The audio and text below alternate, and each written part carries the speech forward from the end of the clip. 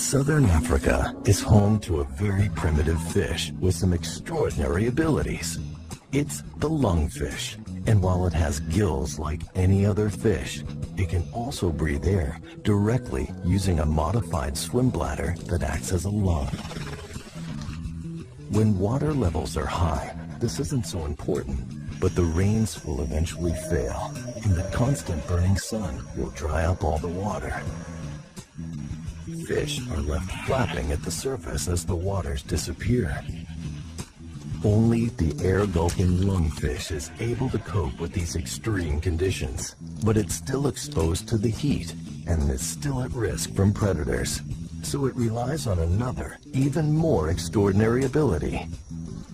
It finds a new, safer home buried underground, digging down by eating mud and pushing it out through its gills.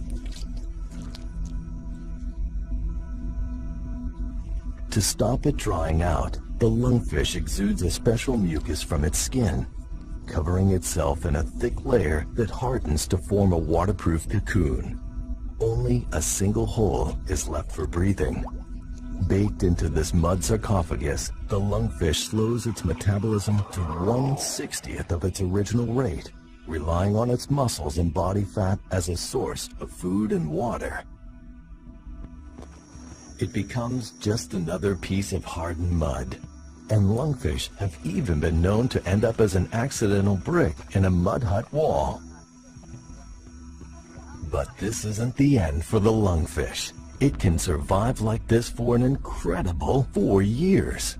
Eventually, it could end up poisoned by its own waste products. But in this case, the onset of the rains is its salvation. As the mud walls are washed away, the lungfish's hard mucus lining is softened.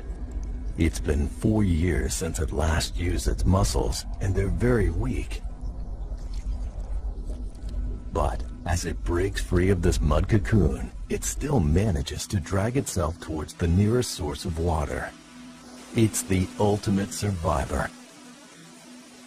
And although it's underwater now, it'll soon be back in the mud, repeating the whole process again and again as the annual rains come and go.